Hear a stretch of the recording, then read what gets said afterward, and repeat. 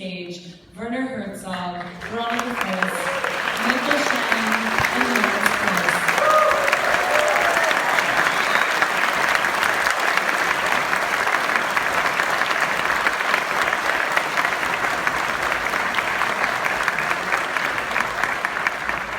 Werner, I'd like to begin with a question for you. Much of your past documentary work has explored the relationship between humans and the rest of nature. What motivated you to explore these themes again, but in a fiction format? Well, it comes easy to me. Of course, it's a landscape that is fictitious. It exists in reality, but in fact, it is somewhere from outer space. And that, of course, was the attraction. And of course, the other side of it, of staging landscapes, is working with actors and creating texture. And this is real casting. It was clear to me right away that these wonderful actors would create a wonderful, great context, something that cannot be easily explained, but it is working. It's so evident. Veronica and Michael, the film begins very much as an ensemble piece and then narrows and focuses on the relationship between your characters. Can you speak a bit about what it was like in order to establish that rapport? Well, I think a lot of it just grew out of where we were. I mean, I think it was a very emotional time for both of us when we started shooting, and Werner brought us to this place that's very isolated, and the compound where I hold her captive is actually where we also stayed, and it's like one of the oldest haciendas, the oldest hacienda in South America, and it kind of lends itself to bonding because there's not really much else to do. It's beautiful. But you know, we were having dinners every night and just talking into the wee hours and listening to music, and I think that helped us form a relationship. And drinking wine. Drinking wine. Lawrence, I had a question that's extra cinematic for you. Your work in science focuses a lot on ensuring public knowledge of science. How do you see this film, or do you see this film entering into that kind of dialogue?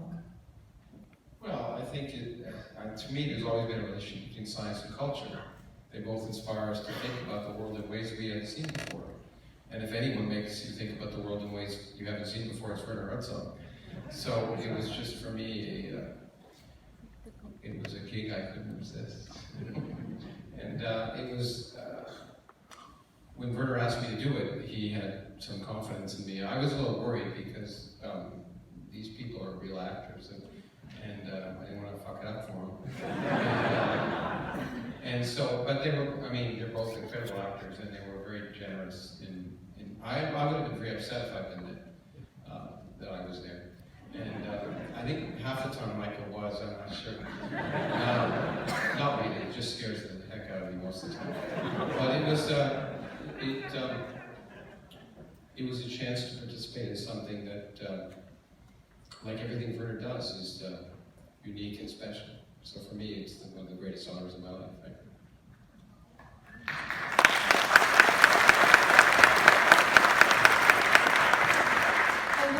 Questions to the audience. I'm sure we're all fans of past work of folks on stage. I do ask that the questions remain in regards to the film that we just watched. And I also request that you raise your hand nice and high, and I will repeat the question for the benefit of the audience as well. So, right here, anyway. Thank you. Congratulations, great work, amazing performances. My question regards your relationship with the performers and the setting of the place. So my son, what have you done? And I'm aware of other relationships there. Can you talk about the spirit of the place and returning to it with your other works in this current context? Thank you. I think it was understandable if it was loud enough. Yes, the film in a way sums up things that I've done before. And by the way, the film that I showed 2 days ago, Into the Inferno, is also like looking at what I looking at an echo from other things I've done before. So it has been, of course, also very intensely working with actors. First time after Queen of the Desert, a female protagonist, which is new terrain for me, strangely enough. It should have been there decades ago. And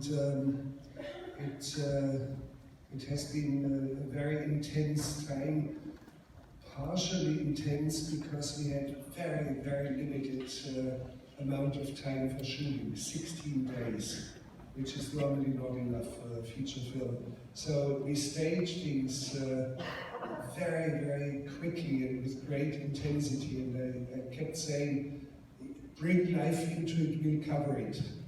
The only form of life where we couldn't really make a clear guess and a clear projection was the two boys, Werner and Atahualpa. And Veronica had to somehow wrangle the situation. She wouldn't know exactly what they were doing, and she had to react to it and make it into some very formative moment of the film. So she, in a way, became co-director, and she was the architect of what happened with the kids. So, and you have to, you see, it's trust. It's trust. I could even walk away from the set and I knew Michael Shannon would be phenomenal. That kind of authority and presence on screen is very, very special. And quite sometimes I had the feeling I could even look away and relax and walk around and come back and the take is over. Krauss, by the way, you just turn him loose. Turn him loose and he does everything right.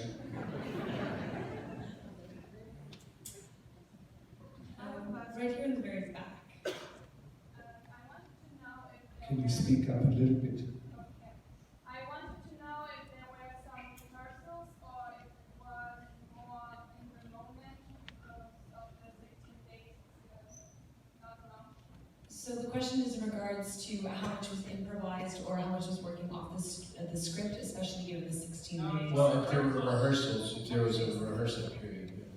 Yeah, it's very clearly rehearsed, and dialogues were, for example, Veronica knew the entire screenplay forwards and backwards, and Michael was tossed into a scene with, I don't know, 3 pages of dialogue, and he would deliver it with great ease. But there is no ease like that. It appears like ease, but there's an enormous amount of discipline behind it, and that makes something like this possible. And of course, very, very few moments of dialogue were improvised, and some of the dialogues have been established almost before I even had the story, before I even wrote the screenplay, when Michael Shannon at one point says, truth is the only daughter of time. It was working in me for a long time. It's actually a statement by Leonardo da Vinci. And I was always impressed with it. I wanted to have it somehow at some time as part of a natural dialogue. Well, of course, it's very stylized dialogue. It's not dialogue you would find, let's say, in an American action movie or something like this, or in a romantic comedy. There's a high amount of stylization, a high amount of discipline in it.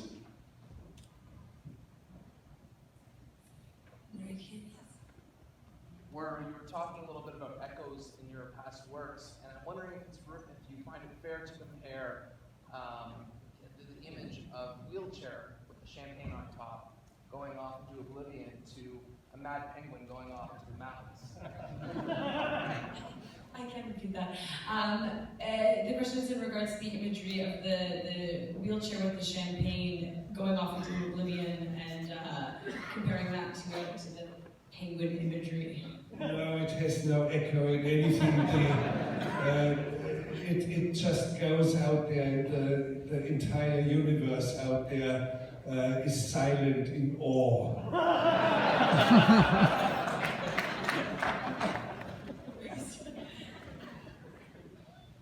Yes, waving in the back, yeah. Hello, I would like to know which person kept pictures that were taken with the tablet. Good question. I want to see social networks. The question is, what happened to those photos that were taken on the tablet, and have they been shared anywhere? I have no idea what the fate of these photos are. I do believe they decorate a prison cell somewhere. There may be somewhere in the pictures that were given to the production. Michael Benoit is probably having them, and he will hand it over, has handed it over to the distribution company. The film will be theatrically released next spring. I think you knew it better, something like 17th of March. So we have time for 2 more questions, and we'll go right here in the middle, waving. I was wondering if the children were visually impaired for real. The question is in regards to the children and whether they were truly visually impaired. Yes, of course, and I think you cannot fake it. They have a rest of vision. You can see that they inspect certain things from very, very nearby, and they have very erratic eye movements. It is a disease. The name of the disease actually eludes me, and I'm afraid they will become completely blind.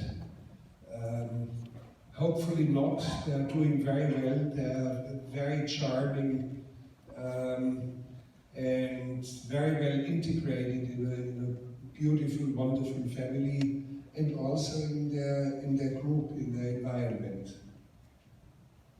Very, very smart kids, by the way. And the final question, yes, right there.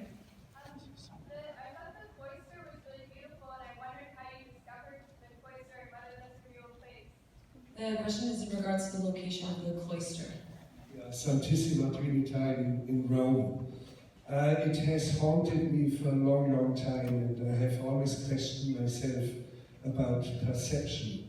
How do we perceive the world? How do we change our position, and all of a sudden everything changes. A saint under a tree all of a sudden stretches out into a landscape, the Strait of Messina. And of course, perception is at the very basis of what I'm doing as a filmmaker. So this sums up lots of things in thinking I've done, and it has a precursor, for example, in Cave of Forgotten Dreams, where there's a postscript, and I'm showing radioactive mutant albino crocodiles. And it's so wild, and I want to take the audience with me into sheer imagination and poetry, but yet it's not just completely random. It has to do, the question comes up, we do not know how people 32,000 years ago saw the images they left on the walls. We have no clue. We try to figure out how, if these crocodiles from this habitat somehow escape and would see the images, how would they perceive them?